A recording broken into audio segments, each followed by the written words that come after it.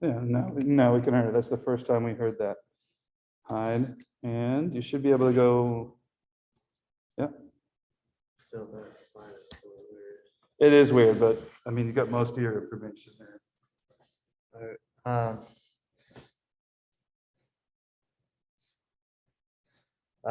So my presentation is looking at Avatar and specifically, many cultural influences the Avatar drew from around the world, mostly from like Asian cultures, like Eastern cultures. Um, the creators were Michael Dante DiMartino and Brian Canietzo. They both met at the Rhode Island School of Design. And then they worked at Film Roman for Family Guy and other animated sitcoms. And they were kind of becoming disillusioned from these types of animations that they were kind of bored and wishing for something better. So they that's what led up to them creating Avatar after they pitched the idea to Nickelodeon successfully. A few other people who were involved. There was just kind of 3 different Korean animation studios that they outsourced the animation to. Couldn't really find any specific names from those studios. They also had a master Chinese calligrapher for all of the writing and like symbols that is shown. They also had a martial arts consultant to help with all of the bending, which uses different kinds of martial arts. And then on the side right now, I think only shows this one creator. The one that's missing for some reason. The very first idea for it was Brian took a sketch of a balding old man and then imagined him as a child who was herding bison in the sky. And then he showed this sketch to Michael, who happened to be watching a documentary about South Pole explorers. So it's a kind of a strange start to the idea. And then as they develop it further, it was about water people under attack from fire people. And eventually they decided on a 4-element system of water, fire, earth, and air. And this is in contrast to the 5-element system, which is actually still currently very in the consciousness in many Asian cultures who are still more familiar with the 5 elements. And this kind of includes metal, wood, and space or ether. Currently, each of those actually marks the day of the week on the Chinese calendar. But they went with the 4-element system from kind of like Greece or like kind of like Western philosophy, because they thought it would be easier to understand for Western audiences. And this is kind of one example of how they just kind of changed things and borrowed from cultures and weren't really trying to represent completely anything fully. They were also influenced by Harry Potter, Lord of the Rings, and Miyazaki for deep, rich, and beautiful stories. which is very much in contrast to like working on Family Guy. So they so this was kind of just like their dream thing. There are a lot of religious and spiritual influences, particularly from Eastern religions. Like in Hinduism, the idea of a reincarnating avatar that like incarnates on Earth. The calligraphy of the show's title says the deity who descends upon the world. And in Hinduism, any god from Hinduism can incarnate on Earth as a person. Like for example, a popular Hindu avatar is Krishna, who is the 8th incarnation of the god Vishnu. Often the avatars are playful and mischievous. For Buddhism, there's a lot of reference to meditative and spiritual practices about being one with the world, absolving attachment and the chakras. And then the air nomads and the air temples seem to take a lot from Buddhism. Like they're very like monastic, and the Southern Air Temple is referencing a Buddhist mountain. The Dalai Lama's reincarnation is confirmed by the child choosing from a set of relics. And this is the same as how the avatar is identified in Avatar. And then also the name Gyatso is also the Dalai Lama's name. It means ocean. They hired a martial arts consultant, Sifu Kisu, who helped with all of the fights and bending in the show. Bending is not magic, it's an art. And they added Sifu Kisu as a character in the show as well. These are each of the 4 types of martial arts corresponding to the types of bending. This kind of shows some.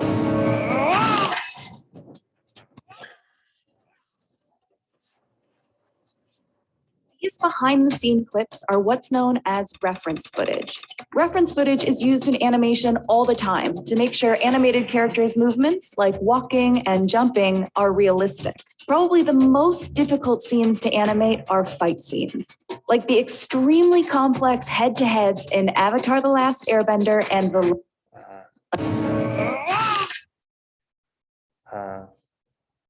So they use like live action footage to help with animating, especially for the fight scenes.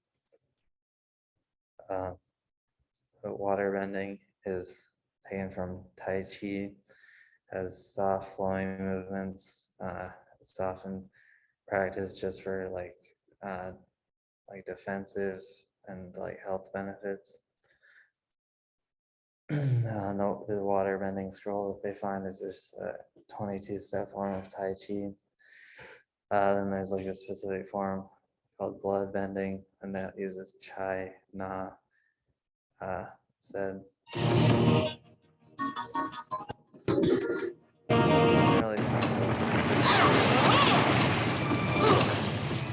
I see you've learned a new trick, but I didn't come this far to lose to you.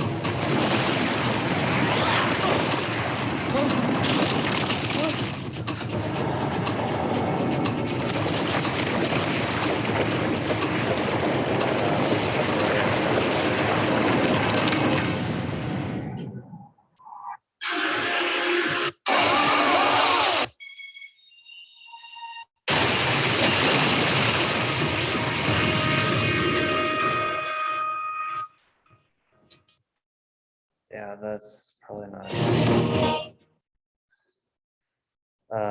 Firebending is taken from Northern Shaolin, fast strikes and aggressive kicks. fire comes from the breath. It's a reference to like chi. And then the specific lightning bending is Baji Quan Kung Fu.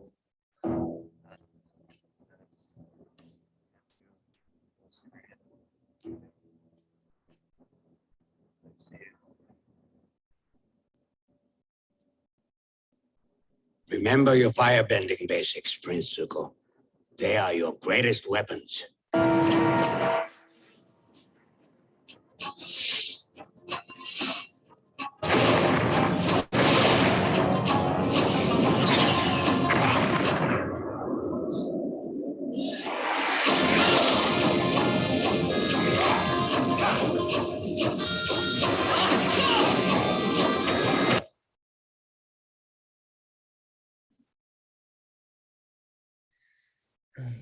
Airbending is Bagua Zhang, also known as 8 trigram palm. Evasive circular movements to dodge attacks, expose weakness. Earthbending is Hunga, also known as Hunga Quen. Lots of low stances, firm kicks, powerful punches. Combination of tiger's power and a crane's grace. Then Toph style of earthbending is praying mantis. And then Your final this test is so earth and wind. duel. And as a special treat, your final test is a duel. And as a special treat, you may choose your opponent. The tactic of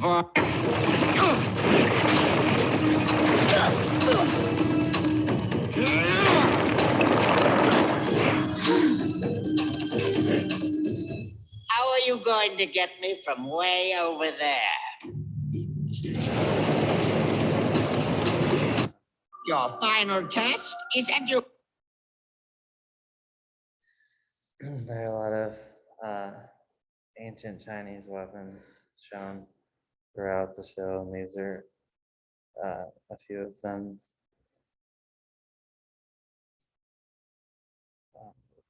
The four kingdoms.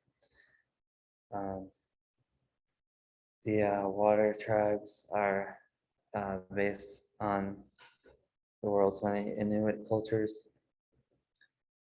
Sometimes called Eskimo, but I guess that is a derogatory term.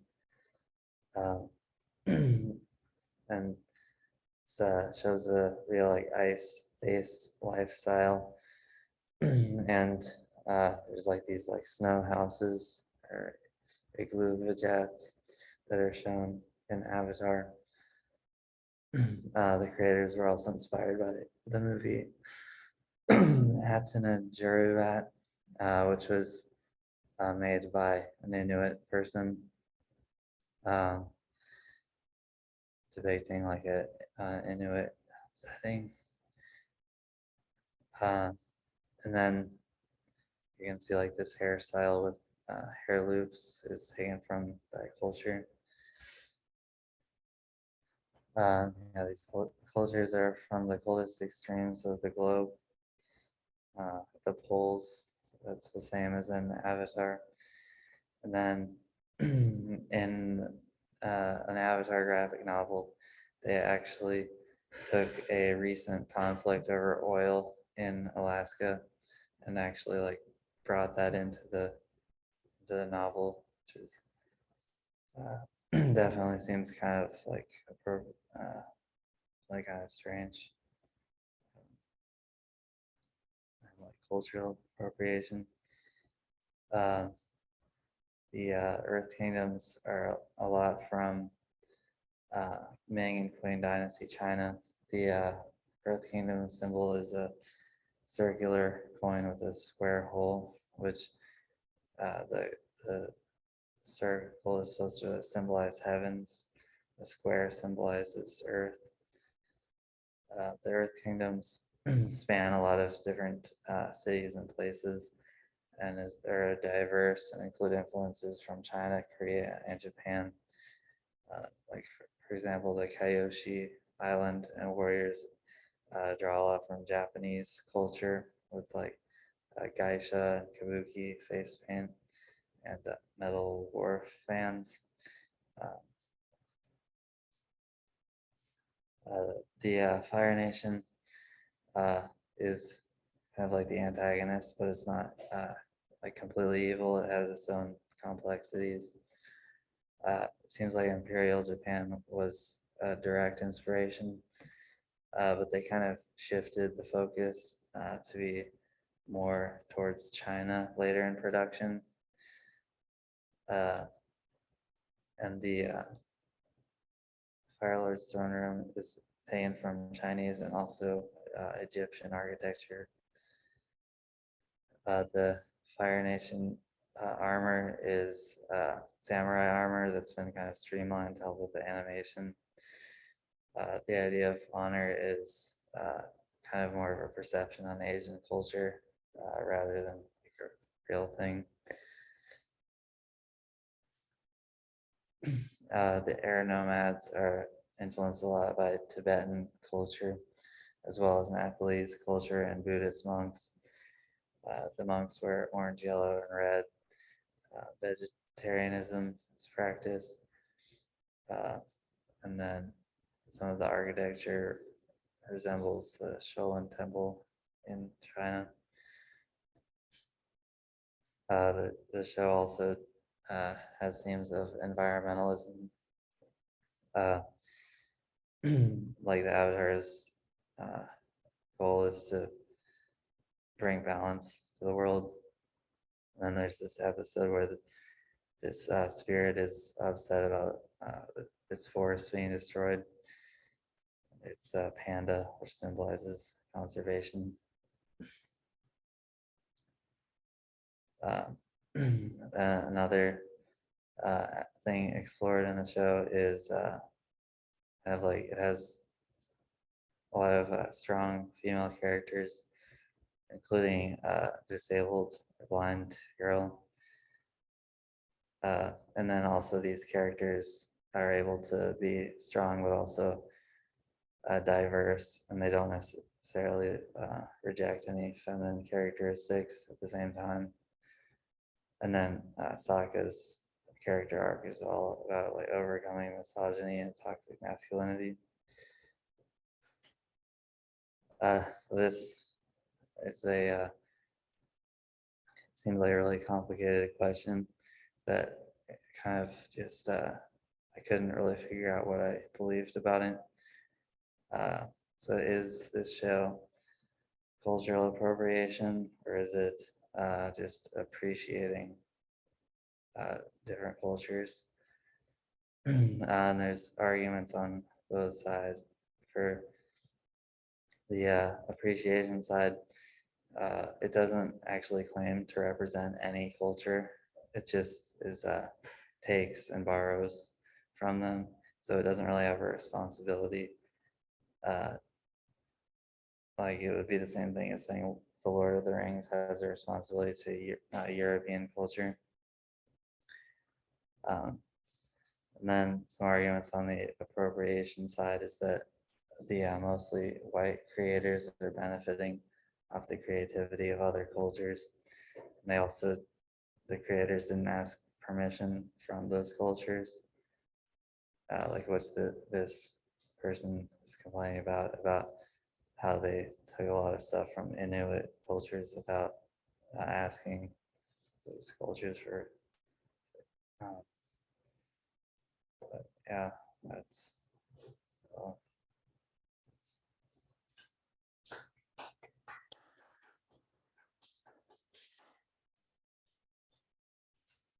Really good, Max.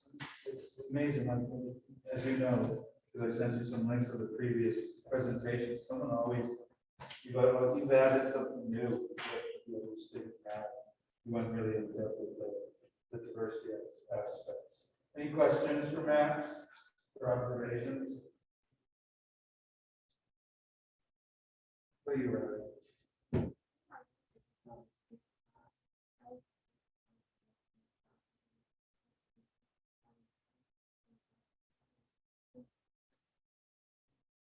Yeah, I mean, really deep into it, just from fighting styles for weapons. Nobody's done weapons before. Of course, that's a really important thing. It's almost like we're so used to weapons in adventure movies and stuff. We don't question that. So glad you brought those up. Robert, how about you?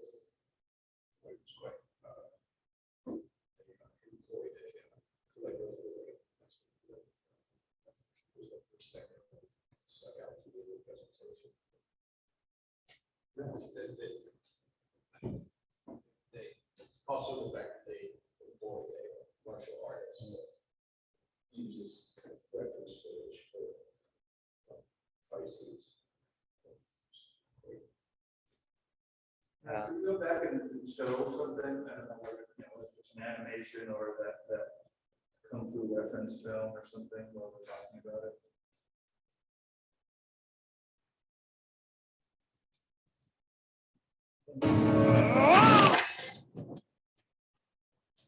And John, what do you think?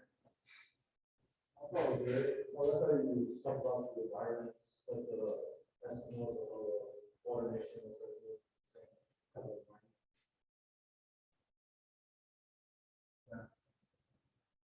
Max, what would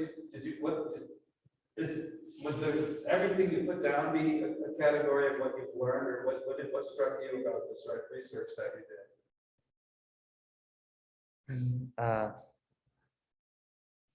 About the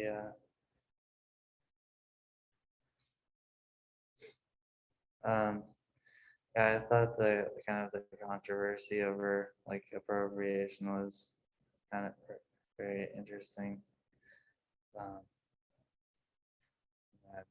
yeah, I also thought the fact that they just like borrowed from so many different cultures and not necessarily like any one culture. It was just like kind of a big like amalgam of a bunch of stuff.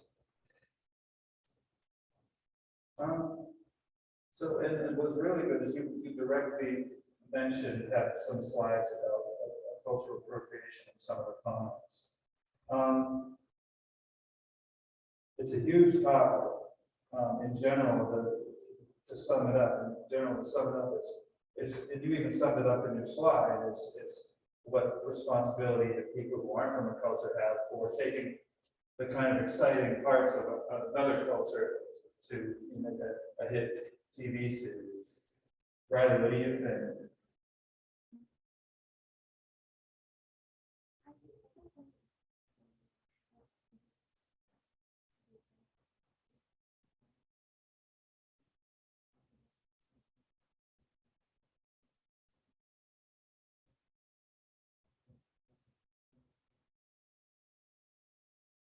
What do you think of that? Yeah, really, yeah, same. What do you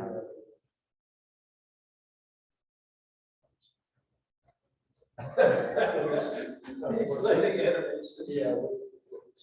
Well, where do you stand? Like, what do you think about it? Like, so, to sum it up, appropriation being people from one culture appropriating, in this case, an exciting element from another culture, but not really talking about that other culture or giving credit or profit to that other culture. Do you think that at least office there should be some amount of credit?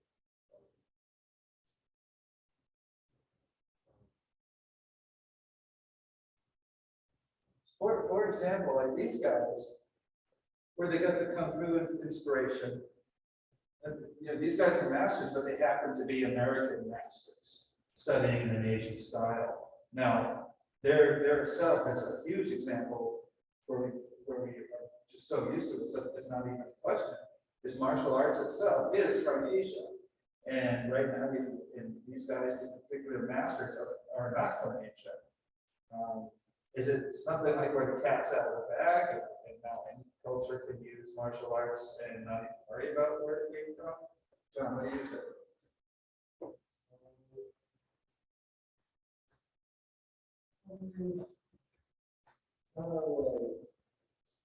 So my thing was it shows that it's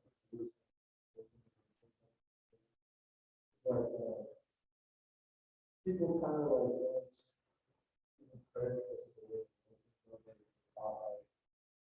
you know, one of the neighbors will leave us something that they would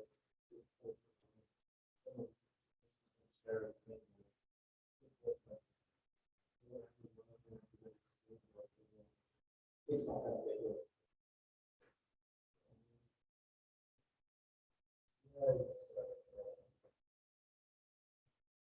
Yeah, people should maybe try to understand that. Don't have to look something like once.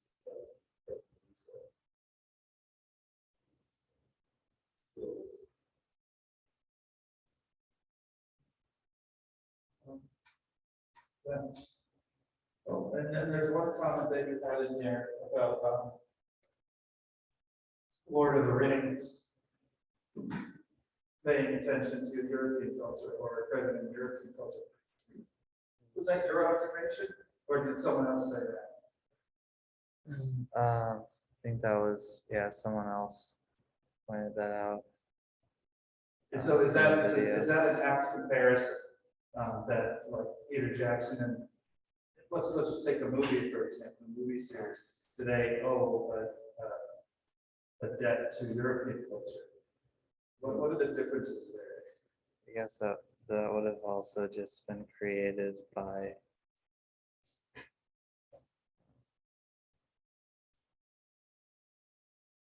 I don't know what ethnicity Tolkien is, but it well, it is created by people from that culture. Yeah.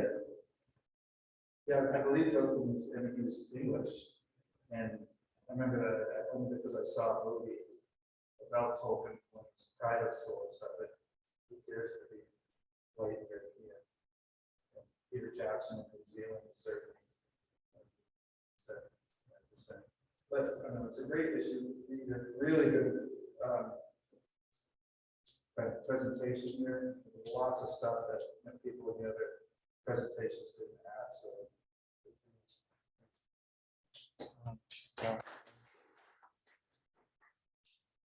and let's see. I'll just see if anyone here online has an opinion. Oh, Ashley, you're the only one left. Ashley, or no? Okay, do we get a lot of you? All right. So we're going to take it. I know in person we kind of like wrapped it up, but I want to make sure we hear from some of you guys. Ashley, if you could write something, I don't know if you already have. Seth, Tate, Ashton, Ari, if you want to write something here, and then is there some Tate? What do you think?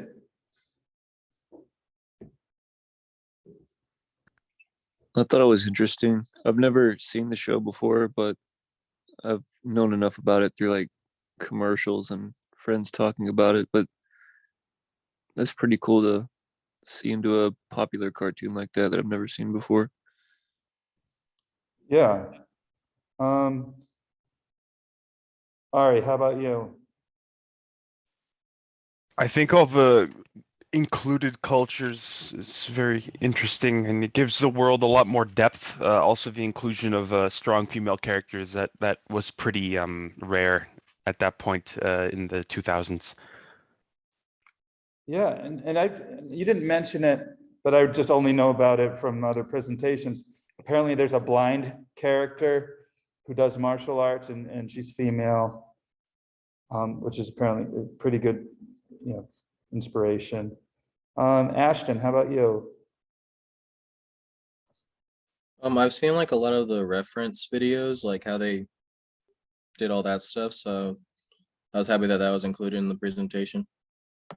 Yeah, yeah. And Seth says something like the portions where he had discussed the appropriation. Yeah, I mean, it's really good. It's a huge issue. I mean, these just happen to be, they went to the same school I did, Rhode Island School of Design. And I really liked what you talked about. They were bored at Family Guy. And could you elaborate on that, Max? Was that because you kind of said it here and there afterwards? They just didn't like the content, or why were they bored?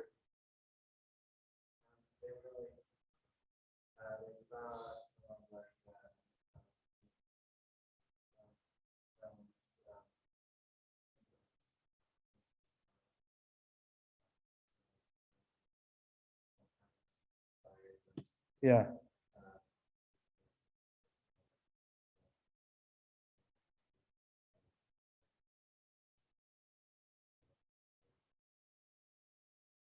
Yeah. But, and, you know, so Seth, what do you, where do you fall in the appropriation idea, with this show?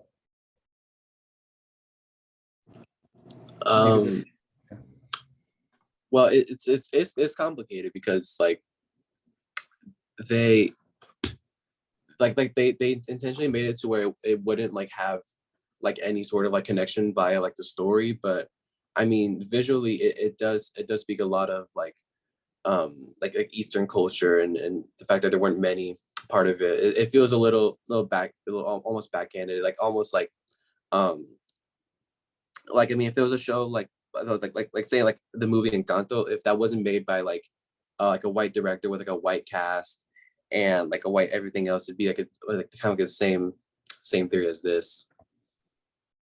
Yeah, yeah. Thanks, Seth. And Ashley says, I found it interesting that so many different cultures were influences for Avatar, and that disabled characters who are shown as strong is also represented. And there's another thing that they don't really show in this movie, but one of the martial arts masters, if you look at him, you think they're just an overweight guy who doesn't get any exercise, but apparently he's one of the world's foremost masters. And I think it was the praying mantis style. And so even in the making of it and in different aspects is talking about just the form itself, martial arts itself has examples of diversity. All right, great. Well, thanks everybody. A really great presentation. I'm going to stop the recording if I can find it. So.